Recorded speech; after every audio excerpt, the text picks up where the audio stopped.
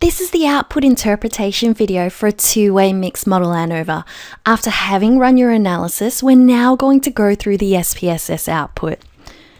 But just a reminder what our research question was.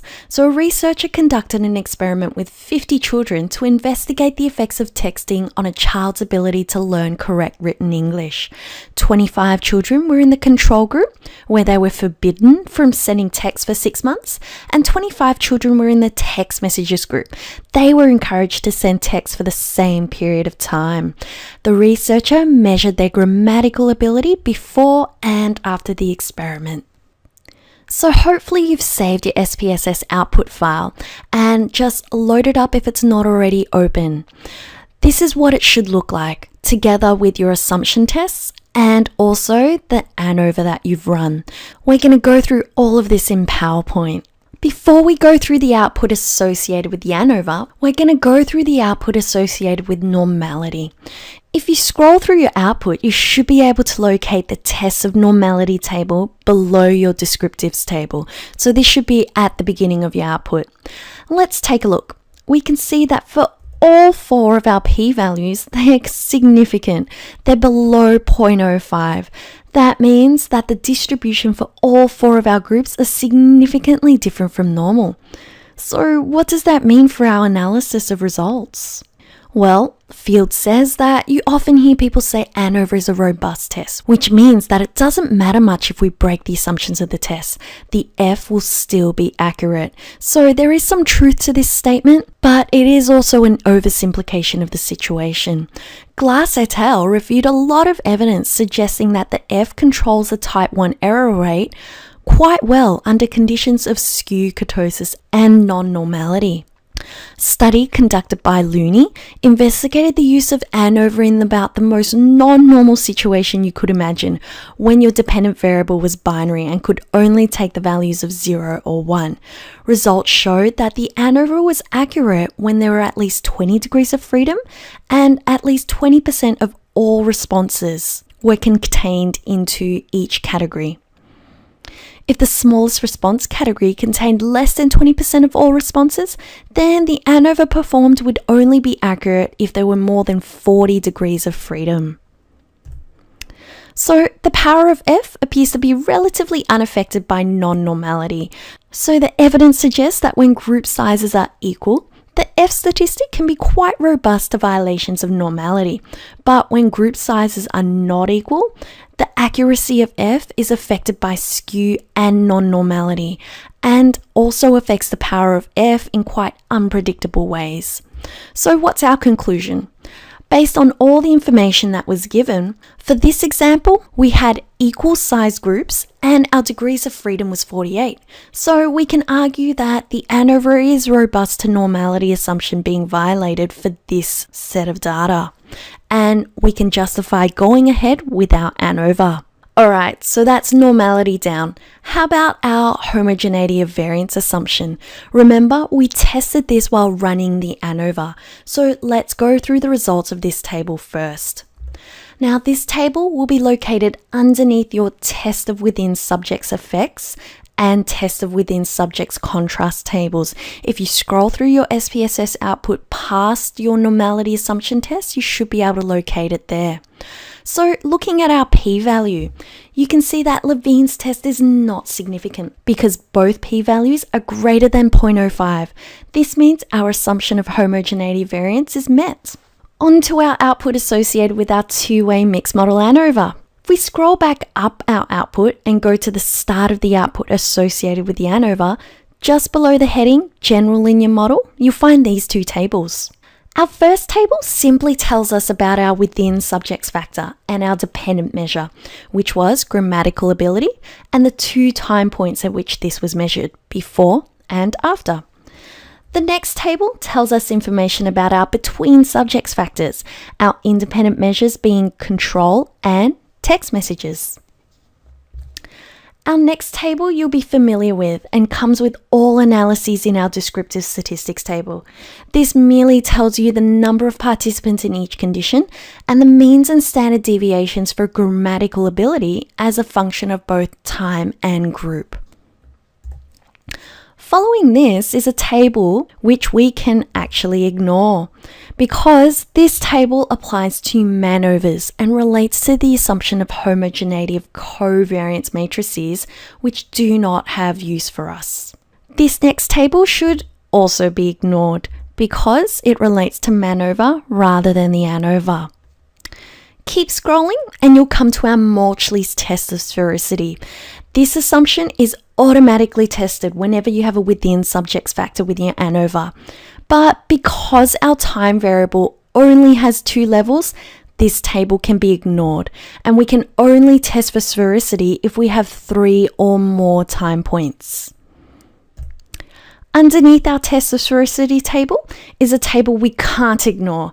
It's our test of within subjects effects table, and this table provides us with detailed information about whether our main effect of time was significant, as well as whether our interaction between time and group was significant.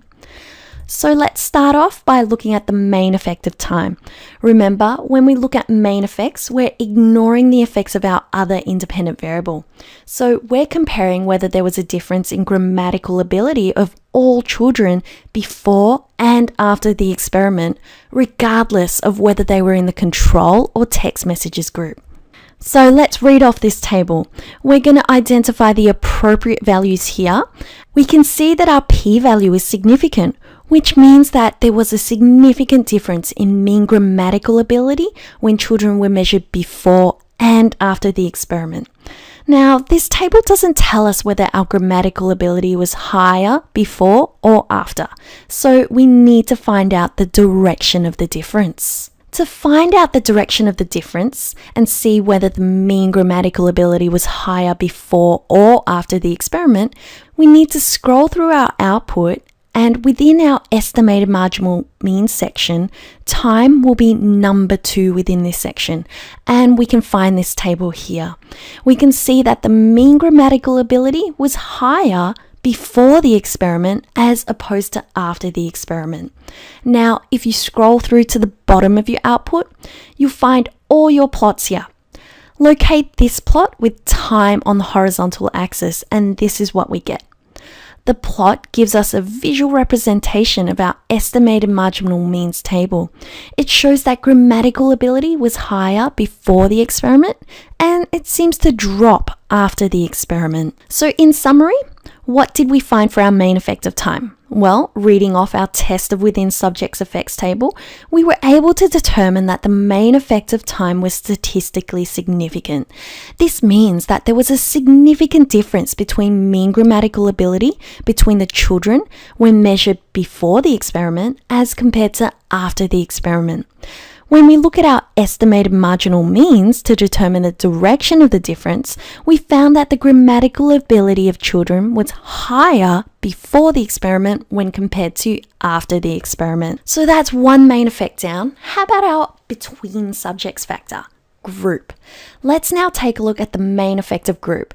This means we're comparing the mean grammatical ability of the 25 participants in the control group with the 25 participants in the text messages group, and we're ignoring any effects of time. So if you scroll back up your output, you'll find our test of between subjects effects table located underneath our Levine's test of homogeneity of variance table. And this table will give us information about whether the main effective group was significant. Now we read off our group row, and this shows that our p-value is greater than 0.05. So this means that there was no significant main effective group. The mean grammatical ability of children did not differ significantly whether they were in the control or text messages group. We can still look at our estimated marginal means table and plot, but because there was no significant main effect, there's no point examining these further to determine the direction of the difference. So let's summarize it. Our main effective group was found to be not statistically significant from our test of between subjects effects table. Because there was no significant main effect, we didn't need to further examine our estimated marginal means table or plot for the direction of the difference. Okay, now let's take a look at our interaction effect. So this looks at whether the effect of time and group influence grammatical ability. In other words, Does the effect of time on grammatical ability depend upon which group participants were in? Let's go back to our test of within subjects table. We now look at the time by group section to determine whether there was a significant interaction effect. When we read the appropriate values, we can see that our p-value is below 0.05. This means that there is a significant interaction between time and group. It tells us that the effect of time on grammatical ability depends upon which group the participants were in. Let's take a look at our estimated marginal means table to determine the direction of the difference. What we can see from the table is that control group tended to have higher overall scores than participants in the text messages group. But it is quite difficult to interpret much with this table. So the best way to interpret an interaction effect is to use our plots. Plots will help us to visually represent our data for us so we can see interactions more clearly. Let's take a look. Our two groups before the experiment show that they had roughly the same grammatical ability, but after the experiment, both groups' grammatical ability decreased, but the decrease appears to be more pronounced for the text messages group than the control group.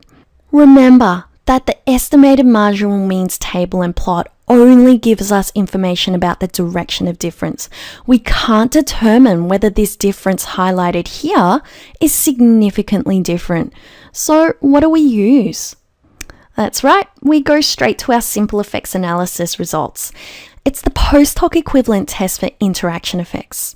We use simple effects analysis to determine whether there is a significant difference in mean grammatical ability between the two groups when measured before and after the experiment. Our univariate test table is located within our estimated marginal means section, and it'll provide us with the results of the simple effects analysis. So this table provides us with two tests. The first test is contrast 1 and compares the mean grammatical ability scores between the two groups before the experiment. Our second contrast or test compares the mean grammatical ability scores between the two groups after the experiment. Let's take a look at test 1 or contrast 1. So we're comparing the mean grammatical abilities of the two groups before the experiment, and we can see that our p-value is higher than 0.05. This means that the mean grammatical ability scores between the two groups was not statistically significantly different. Going back to our plots, this difference here was not significantly different according to our simple effects analysis. Let's now take a look at our second test or contrast. So this shows that our p-value is below 0.05, which means that our mean grammatical ability between the two groups after the experiment was statistically significantly different. Let's take a look at our plot to determine the direction of this difference. So which group was higher and which group was lower? Looking at our plot, this tells us that the controls had a statistically significantly higher grammatical ability than those children in the text messages group after the experiment. Let's now summarize our interaction effect. So we first looked at our test of within subjects effects table to determine whether or not we had a significant interaction, and the ANOVA revealed that it was significant. This tells us that the effect of time on grammatical ability depends upon which group the participants were in. We then used simple effects analyses to determine exactly what the significant interaction indicated. The simple effects analysis provided us with two tests which compared the mean grammatical ability scores between the two groups at 1 before the experiment and 2 after the experiment. So what was determined from our simple effects analysis? Well, that before the experiment, the mean grammatical ability scores of children did not differ significantly between the controls and text messages. But after the experiment, the simple effects analysis revealed that children who were in the control group had significantly higher mean grammatical ability scores than those children in the text messages group. Now, before we finish off, we should just cover the rest of the output. SPSS provides us with pairwise comparisons of our simple effects analysis, but because we only compared 2 conditions, this table can be ignored. If we were comparing 3 or more conditions at the same time, then we would need to consult this table. Another table that we scrolled past is the test of within subjects contrast table. We can ignore this table also because we didn't set up any planned comparisons for this analysis. Furthermore, because we only had 2 time points in 2 groups, the results of this table will be exactly the same as the regular ANOVA results. So after going through all the output, this is how you would write up your results. You would start off with reporting the significance of the 2 main effects and follow this with whether your interaction effect was significant. The second paragraph should provide the reader with information about your simple effects analysis if your interaction was significant. Remember, when writing up your results, you need to have the statistics for each comparison and direction of difference if the comparison was significant. You would then finish this report off with a line graph. Thanks for watching the output interpretation video of the two-way mixed model ANOVA. Hopefully now you have a better grasp of interpreting the output associated with this.